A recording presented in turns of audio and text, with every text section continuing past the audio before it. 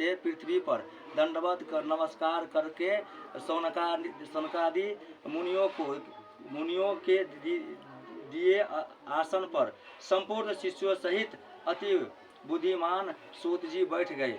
बैठे हुए सूत जी से सनकादि मुनियों ने नमस्कार कर हाथ जोड़कर कहा, हे महर्षि, हे सर्वज्ञ सूत जी, इस कली काल में मनुष्यों को हरि भक्ति किसी उपाय से हो सकेगा भगवान, वह हो सकेगा वह कहिए, क्योंकि कली काल में सब प्राणी पाप करने में तत्पर और वेद विहीन हो जाएंगे। उनका कल्याण किस प्रकार होगा। इस कलयुग में मनुष्य प्राणों को धारण किए थोड़ी आयु वाले निर्धन और अनेक पीड़ा से युक्त होंगे। प्राय पुण्य अति परिश्रम से होता है। इसके कलयुग में कोई मनुष्य पुण्य न करेंगे और पुण्य के नष्ट होने से सब पापों में प्रवृत्ति हो जाएंगे। तब तुच्छ ज्ञान वाले मनुष्य अपने सब वंश सहित नष्ट हो जाएंगे। हे सूत जी, किस तरह अल्प परिश्रम से थोड़े धन और कुछ ही समय में पुण्य प्राप्त हो, ऐसा कोई उपाय हम लोगों से वर्णन कीजिए। जिसके उपदेश से मनुष्य पुण्य पाप करता है वह उसका भागी होता है। पुण्य का उपदेश करने वाला दयावान, कपट रहित, निष्पाप और निर्विरोधी, यह चार तरह के मनुष्य नारायण के समान है। संसार में ज्ञानी होकर जो दूसरों को ज्ञान नहीं देता, उस पर ज्ञान रूपी परमेश्वर प्रसन्न नहीं होते। जो पुरुष रत्न रूपी ज्ञान से दूसरों को संतोष देते हैं, उन्हें मनुष्य रूप धारण किए नारायण ही जाने जाते हैं। महामते, ऐसा कौन व्रत है जिससे करने से मनोवांछित फल प्राप्त हो वह हम लोगों को सुनने की इच्छा है।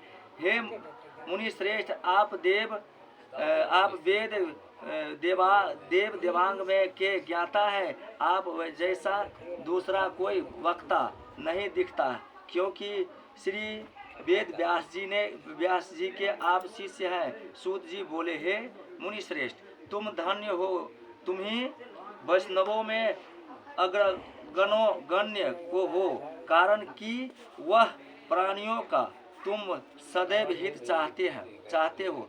हे सोनक जी, सुनो, मैं आपसे उस उत्तम व्रत को कहूँगा जिस व्रत को नारद जी ने लक्ष्मीपति भगवान से पूछा था और जिस प्रकार भगवान ने नारद जी से कहा था।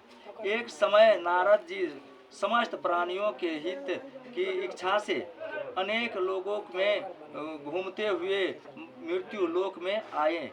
यहाँ उन्होंने देखा कि सब प्राणी अनेक पीड़ाओं से युक्त और अनेक योनियों में उत्पन्न होकर पाप कर्म से दुख पा रहे हैं। यह देखकर विचार किया कि इस पाप कर्म से दुख पा रहे हैं लोगों का दुख किस प्रकार दूर हो ऐसा मन में विचार कर विष्णु लोक में चले गए। वहाँ जिसके शुक्ल वर्ण 4 भुजाएं हैं, जिन्होंने शंख चक्र धारण किया है और वनमाला से सुशोभित देवेश नारायण है, उनको देखकर स्तुति करने लगे। नारद जी बोले कि हे महाराज, आप चंदन और मन से न कहने न धारण के योग्य अंत शक्ति युक्त और निर्गुण आत्मा है। हे महाराज, आप सब प्राणियों के उत्पन्न करता और और भक्तों के दुख के नाशक हैं। यह स्तुति सुनकर विष्णु भगवान बोले, हे नारद, तुम किस काम से आए? तुम्हारे मन में क्या है? हमसे जो पूछेंगे वह हम कहेंगे। नारद जी बोले, हे नाथ, मृत्यु लोक में सब प्राणी अनेक योनियों में उत्पन्न होकर निज पाप कर्म से कलेशित हो रहे हैं। हे महाराज, जिस छोटे उपाय से उसका क्लेश दूर हो जाए वह उपाय मैं सुनना चाहता हूँ। भगवान बोले, समस्त जनों पर कृपा कर। तुमने बहुत अच्छा प्रश्न पूछा है, जिसके करने से मनुष्य मोह से छूट जाए मैं ऐसा उपाय कहता हूँ। सुनो हे नारद, जो व्रत तीनों लोक में अति दुर्लभ है, आज आपके कहने से प्रकाशित कर रहा हूँ। वह सत्यनारायण का व्रत है, जिसको विधि पूर्वक करने से इस लोक में कुछ सुख और परलोक में मोक्ष मिलता है। यह सुनकर नारद जी बोले, इस व्रत का क्या फल है और पूर्व में किसने किया था? किस समय वह व्रत करना चाहिए?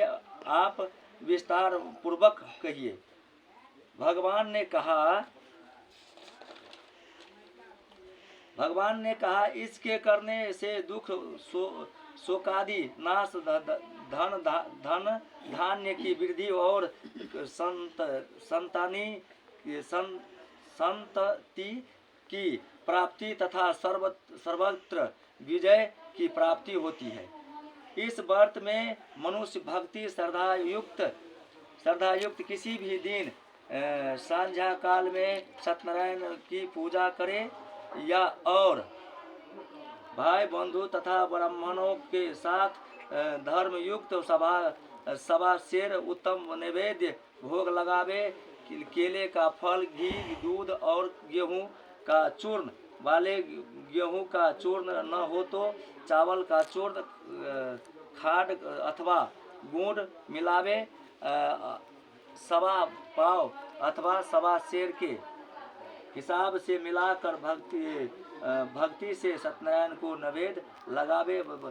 बांधवों के साथ कथा सुनकर ब्राह्मणों के दक्षिणा दे। श्री सत्यनारायण के प्रसाद को अपने भाई बंधुओं के साथ खाकर रात्रि में नृत्य गीतादि करें। तदंतर सब श्रोतागण सत्यनारायण का स्मरण करते हुए अपने अपने घर जाएं। इस प्रकार व्रत करने से मनोवांछित फल मिलता है। बोले सत्यनारायण भगवान की जय। एक खंड बहुत विशेषकर इस कली काल में पृथ्वी पर इससे बढ़कर दूसरा कोई उपाय नहीं है। हे नारद, जिन्होंने इस व्रत को पहले किया वह कथा सुनो। काशीपुरी में निर्धन सतानंद नामक एक ब्राह्मण क्षुधा पिपासा से दुखित नित्य पृथ्वी पर भिक्षा मांगते हुए घूमता था। ब्राह्मण प्रेमी भगवान नारायण के दुखित ब्राह्मण को देखकर बूढ़े ब्राह्मण का रूप धारण कर अति आदर से पूछा, हे विप्र, किस कारण पृथ्वी पर आप नित्य घुमा करते हैं? वो यह हमारी सुनने की इच्छा है। यदि आपकी इच्छा हो तो कहिए। ब्राह्मण बोला, मैं अत्यंत दरिद्र हूँ, भिक्षा के लिए पृथ्वी पर भ्रमण करता हूँ। यदि आप कुछ जानते हो तो कृपा कर पूर्ण रूप से कहिए। वृद्ध ब्राह्मण बोले, हे द्विज श्रेष्ठ, मनोरथ को सिद्ध करने वाला उत्तमोत्तम श्री सत्यनारायण का व्रत करो। सत्यनारायण का व्रत को जिसके करने से मनुष्य सब दुखों से छूट जाते हैं। वृद्ध ब्राह्मण रूपी श्री सत्यनारायण देव के व्रत का विधान ब्राह्मण को बताकर आप अंतर्ध्यान हो गए। तदंतर ब्राह्मण सतानंद ने मन में निश्चय किया कि मैं कल ही श्री सत्यनारायण भगवान का व्रत करूंगा। इसी चिंता में ब्राह्मण को रात भर नींद न आई। सुबह उठकर उसने यह निश्चय किया कि मैं श्री सत्यनारायण भगवान का व्रत अवश्य करूंगा। यह संकल्प कर भिक्षा मांगने को गया तो उस दिन उसको सब दिनों से अधिक द्रव्य मिला। द्रव्य के उसने अपने भाइयों के साथ श्री सत्यनारायण का व्रत किया। उसके प्रभाव से दुखों से छूट गया, सर्व संपत्ति से युक्त हो गया। व्रत के प्रभाव से सतानंद नगर भर में श्रेष्ठ माना जाने लगा और तभी से वह ब्राह्मण हर महीने व्रत करने लगा। भगवान ने कहा, सतानंद द्वारा किया हुआ श्री सत्यनारायण का यह पूजन है। इसको जानकर जो मनुष्य व्रत करता है वह सब पापों से छूटकर मोक्ष को पा लेता है। जिस प्रकार पृथ्वी में इस व्रत को मनुष्य करेंगे उसका दुख अवश्य नष्ट हो जाएंगे। सूत जी बोले, हे शौनक, विष्णु भगवान ने जिस तरह कहा था वह तुमसे मैंने कहा, और दूसरी बात जो हो वह पूछो। शौनक जी बोले, हे सूत जी, यह उस ब्राह्मण के बाद इस व्रत को किसने किया, वह सुनने की इच्छा है। सूत जी बोले, हे मुनियों, जिसने व्रत को किया वह सुनिए। ये एक समय निज धर्मानुसार निज बांधवों के साथ व्रत को करने को उद्धत हुआ। उसी समय एक लकड़हारा वहां आया। भूख प्यास से पीड़ित काष्ठ के भार को बाहर रख ब्राह्मण के घर में जाकर उसने व्रत करते हुए ब्राह्मण को देखा। नर्मता से हाथ जोड़कर प्रणाम कर बोला, आप क्या कर रहे हैं, इसके करने से क्या फल होता है, वह विस्तार पूर्वक कहिए।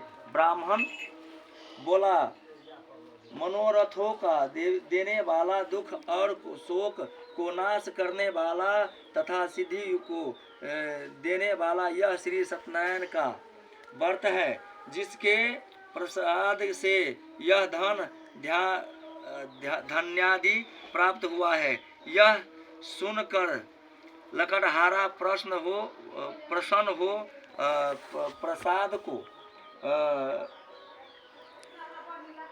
प्रसाद को खाकर और जल पीकर वह भगवान श्री सत्यनारायण का ध्यान करता हुआ अपने नगर को चला गया। आज लकड़ी बेचने से जो द्रव्य प्राप्त होगा उसी से मैं सत्यदेव के उत्तम व्रत को अवश्य करूंगा। ऐसा मन में विचार कर उसने लकड़ी को सिर पर रख जहाँ धनी लोग रहते थे उस नगर में गया। उस दिन लकड़हारे को दुना द्रव्य मिला, द्रव्य प्राप्त हुआ। वह अत्यंत प्रसन्न होकर सुंदर केले के फल, शक्कर, दूध, घी, गेहूं का चूर्ण सबको सवाई लेकर घर में आकर अपने भाई बंधुओं को बुलाकर विधि से सत्यनारायण का व्रत किया। उस व्रत के प्रभाव से